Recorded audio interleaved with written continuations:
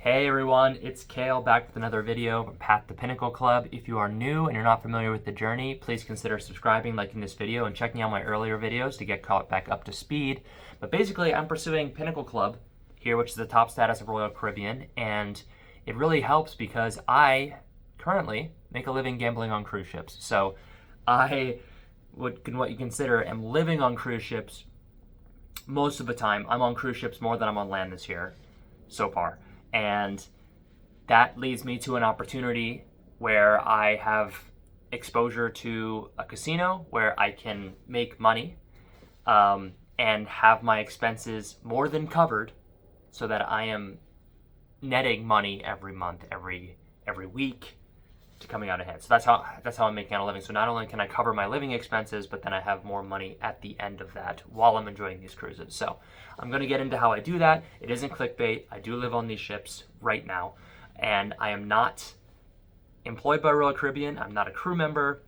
They're not aware that I'm doing this, but they also probably wouldn't have an issue with it because, as you'll see as part of the process, they are also making money off of me while I make money off of other people. So without further ado, I'm going to get into how I live and currently make a living gambling on cruise ships. So to start, and this might be disappointing for some people getting to this video, so I'll get it out of the way first, is that I have an extensive background being a professional poker player. I've been a professional poker player for more than a dozen years now.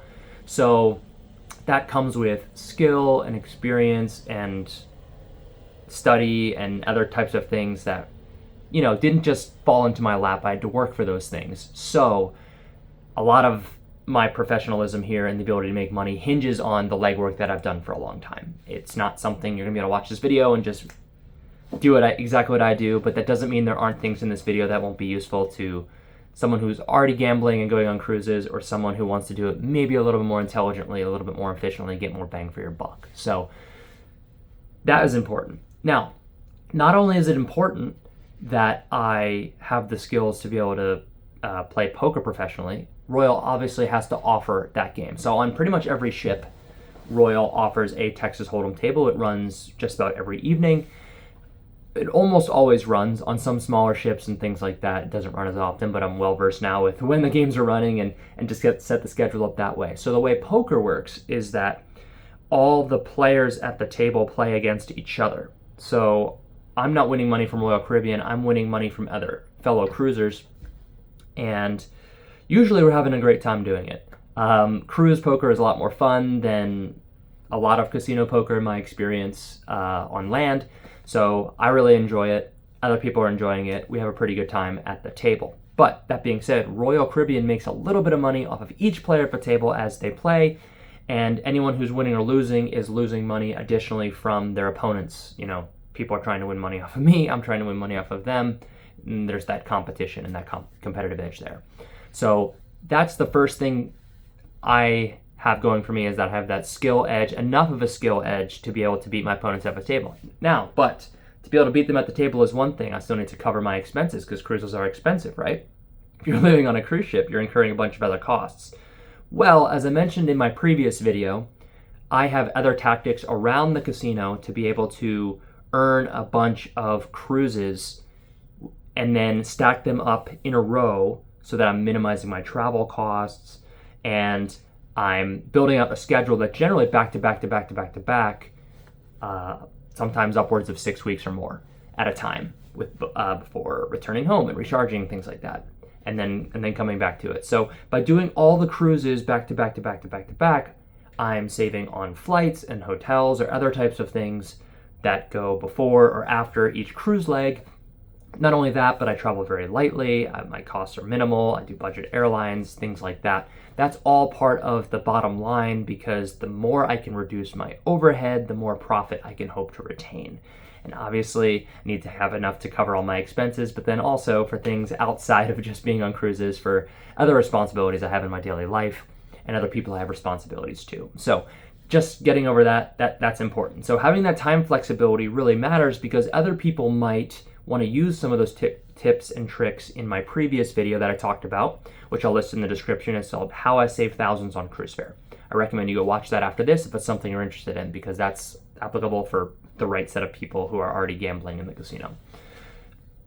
Now, if you want to be able to book and get the maximum amount of value out of that method and out of getting casino offers, it's important that you have some degree of time flexibility or time off, because each free cruise that you earn one-to-one, so if I earn a cruise on Royal Caribbean, and then, or I'm on a cruise with Royal Caribbean and I earn just one more cruise through a certificate on board, then, I'm playing some and then I'm earning one more. The real value comes in, however, not with the one-to-one onboard bookings you have, which are still valuable because you can target a cruise and you can know which one, is when you start to get to a certain threshold where your Club Royale account starts becoming inundated with offers.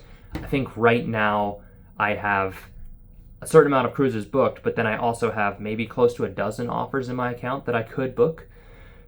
When you start to get to that point, the value becomes immense because people are like, oh, you're losing the money in the cruise, you're just prepaying for it. When it's one-to-one, that does get a lot more hairy, right? When you're playing a lot to just be able to take one cruise later, it's a different story. But if your play on 1 or 2 or 3 cruises gets you dozen or more offers, with Royal, you can book all of those offers at the same time. You can't, it's not just, oh, here, you can book one for each cruise you did. No, you can book all the offers in your account. And the only thing you have to do is pay port taxes and fees. So that keeps costs really, really low. If I'm now at this point getting this many offers in my account, I need to keep a certain number of minimum play to maintain those offers to a certain degree. But in my experience, it doesn't take very much play once you hit a certain threshold to maintain those offers. It's different for everybody. This is where it gets gray. This is where I don't know exactly what the thresholds are and the triggers and everything else. But again, go watch my previous video and I'll get into more detail of the nitty-gritty on that. But so you need to have a skill to be able to make profit. There's other people, who knows, there could be blackjack card counters or other types of things on there. There might be better games for that on land.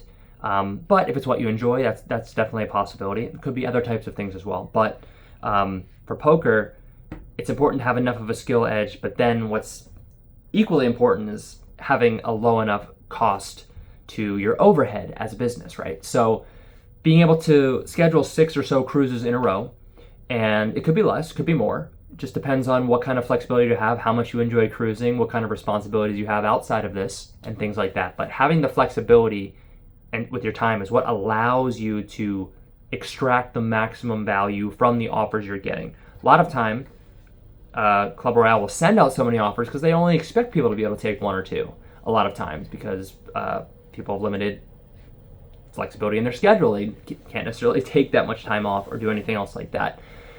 So that's important. You leave a lot of value on the table if you can only take one of those, and it might not be worth it in the same way. But anyway, I digress. So yeah, I'm just making sure I haven't missed anything on my notes here, but right now I'm really enjoying this aspect. There's playing machines in a certain way, and I talk about this again by optimizing perks on board, because now I'm already Diamond Plus. I'm actually more than halfway through Diamond Plus. I'm working my way towards Pinnacle, which is the name of this channel, Pinnacle Club. I'm shooting for it.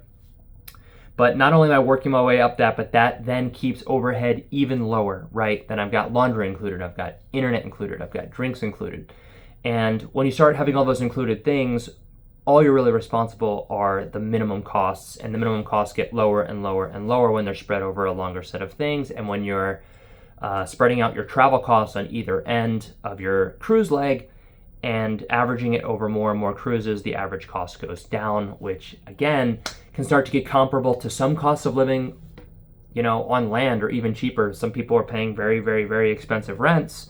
And if you're able to do something like this long-term, if long-term travel appeals to you, if something like that is something up your alley, then obviously this is a much more appealing lifestyle. If you're someone who is a homebody and doesn't like to be away for too long, or doesn't anything like that, then of course this isn't going to be interesting to you. But I just wanted to share at this time in my life, right now, while I'm enjoying it, while I'm enjoying playing poker with these people, and we're having a good time, and I'm able to win at a clip where it earns me enough, and then any spend in the casino to maintain those is optimized and kept at such a low threshold that it doesn't take any significant cut out of my bottom line at this point.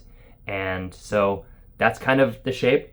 Again, not employed by Royale, not paid to do this, but there are opportunities, and a lot of people would consider there's better opportunities on land, but I'm enjoying cruising, I'm enjoying traveling right now, and so it's an aspect that appeals to me. Shake it up, it's interesting, it's different. So thank you so much for anyone who chose to watch this. If you have any questions, please feel free to ask them in the comments. I'll do my best. If there's more interest in stuff like this, I will consider making more videos. Please check out the rest of my channel. If you're new, please consider subscribing. Everyone else, thank you so much for your time, and happy cruising out there.